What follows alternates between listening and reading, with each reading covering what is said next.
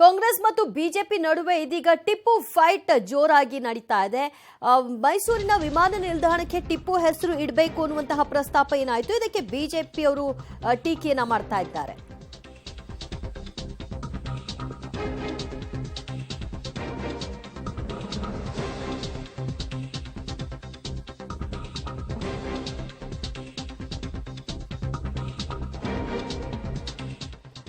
ಕಾಂಗ್ರೆಸ್ ಮತ್ತು ಬಿಜೆಪಿ ಪಕ್ಷದ ನಾಯಕರ ನಡುವೆ ಟಿಪ್ಪು ವಾರ್ ಜೋರಾಗಿ ನಡೀತಾ ಇದೆ. ಮೈಸೂರಿನ ಏರ್ಪೋರ್ಟ್ ಏನಿದೆ ಇದಕ್ಕೆ ಟಿಪ್ಪು ಏರ್ಪೋರ್ಟ್ ಅಂತ ನಾಮಕರಣ ಮಾಡಬೇಕು ಅನ್ನುವಂತಹ ಕೂಗು ಎದ್ದಿತ್ತು. ಸೊ ಈ ಹಿಂದೆ ಟಿಪ್ಪು ಎಕ್ಸ್ಪ್ರೆಸ್ ಟ್ರೈನ್ ಹೆಸರನ್ನ ಬಿಜೆಪಿ ಬದಲಾವಣೆಯನ್ನ ಮಾಡಿತ್ತು ಅವರ ಅವಧಿಯಲ್ಲಿ. ಸೊ ಈಗ ಬಿಜೆಪಿಗೆ ಕೌಂಟರ್ ಕೊಡೋದಕ್ಕೆ ಏರ್ಪೋರ್ಟ್ ಹೆಸರನ್ನ ಬದಲಾಯಿಸ್ತಾರಾ ಅನ್ನುವಂತಹ ಪ್ರಶ್ನೆ ಇಲ್ಲಿ ಮನೆ ಮಾಡ್ತಾ ಇದೆ. ಇದೇ ವಿಚಾರಕ್ಕೆ ಸಂಬಂಧಪಟ್ಟ ಹಾಗೆ ಕಾಂಗ್ರೆಸ್ ಮತ್ತು ಬಿಜೆಪಿ ನಡುವೆ ಟಾಕ್ ವಾರ್ ಕೂಡ ಆರಂಭವಾಗಿದೆ. ನಿನ್ನೆ ಅಷ್ಟೇ ಹಲವು ಏರ್ಪೋರ್ಟ್ಗಳ ಹೆಸರನ್ನ ಮರುನಾಮಕರಣ ಮಾಡುವಂತಹ ವಿಚಾರಕ್ಕೆ ಪ್ರಸ್ತಾವನೆಗೆ ಓಕೆ ಆಗಿತ್ತು. ಮೈಸೂರಿನ ಒಂದು ಏರ್ಪೋರ್ಟ್ ಏನಿದೆ ಅದಕ್ಕೆ ಟಿಪ್ಪು ಹೆಸರನ್ನ ಇಡಬೇಕು ಅನ್ನುವಂತಹ ಒಂದು ಒತ್ತಾಯವನ್ನ ಶಾಸಕರೊಬ್ಬರು ಇಟ್ಟರು. ಸೊ ಇದೇ ವಿಚಾರಕ್ಕೆ ಸಂಬಂಧಪಟ್ಟ ಹಾಗೆ ಈಗ ಪ್ರತಿಧ್ವನಿಸ್ತಾ ಇದೆ. ಬಿಜೆಪಿ ಮತ್ತು ಕಾಂಗ್ರೆಸ್ ನಾಯಕರ ನಡುವೆ ಈ ವಿಚಾರದಲ್ಲಿ ಈಗ ಟಾಕ್ ವಾರ್ ಆರಂಭವಾಗಿದೆ. ಅವರ ಅವಧಿಯಲ್ಲಿ ತೆಗೆದು ಹಾಕ್ತಾರೆ, ಅಂದ್ರೆ ಬಿಜೆಪಿ ಅವಧಿಯಲ್ಲಿ ಟಿಪ್ಪು ಎಕ್ಸ್ಪ್ರೆಸ್ ಟ್ರೈನ್ ಹೆಸರನ್ನ ಬದಲಾಯಿಸ್ತಾರೆ.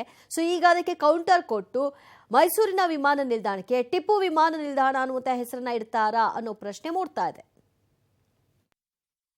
ನಿನ್ನೆ ಮೈಸೂರು ಏರ್ಪೋರ್ಟ್ಗೆ ಟಿಪ್ಪು ಸುಲ್ತಾನರ ಒಂದು ಹೆಸರನ್ನು ಇಡಬೇಕು ಅಂತೇಳಿ ನಾನು ಪ್ರಸ್ತಾಪ ಮಾಡಿದೆ. ಬಹುಶಃ ಬಿ ಜೆ ಪಿಯವರು ಅದನ್ನು ಭಾಳ ಸ್ಟ್ರಾಂಗ್ ಆಗಿ ಅಪೋಸ್ ಮಾಡಿದರು. ಅದು ನಾವು ಗೊತ್ತೇ ಇತ್ತು ನಮಗೆ. ಯಾವತ್ತೂ ಕೂಡ ಅವರು ಮುಸಲ್ಮಾನರ ಯಾವುದೇ ಒಬ್ಬರು ರಾಷ್ಟ್ರ ಪ್ರೇಮಿಗಳಿದ್ದರೂ ಕೂಡ ಅವರ ಅಗೇನೆಸ್ಟ್ ಅವರು ಈ ರೀತಿ ಅದನ್ನು ಮುಂಚೆಯಿಂದಲೂ ಕೂಡ ಅವರ ಅಗೇನೆಸ್ಟು ಎಲ್ಲ ರೀತಿ ಮಾಡುವಂಥದ್ದು ನಾವು ನೋಡ್ತಾ ಬಂದಿದ್ವಿ. ಆದರೆ ಬಿ ಜೆ ಪಿಯವರು ಇತಿಹಾಸವನ್ನು ತಿರುಚುವಂಥ ಕೆಲಸ ಯಾವತ್ತೂ ಕೂಡ ಮಾಡ್ತಾರೆ. ಅವ್ರಿಗೆ ಬೇರೆ ಅಜೆಂಡನೇ ಇಲ್ಲ.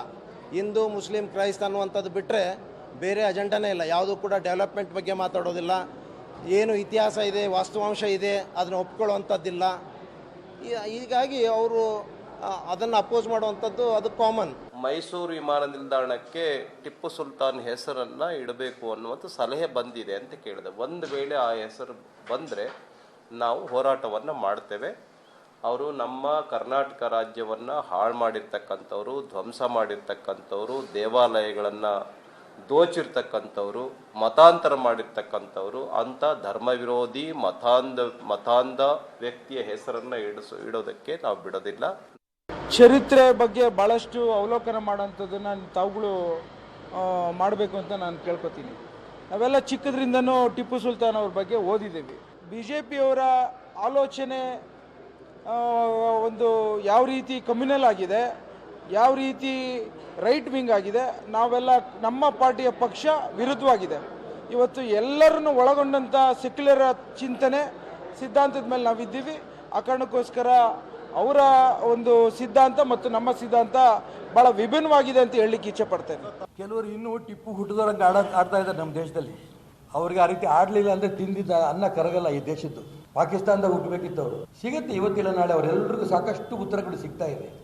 ದಿನೇ ದಿನೇ ಅವ್ರು ಏನೇನು ಉತ್ತರ ಸಿಗಬೇಕು ಸಿಗತ್ತೆ.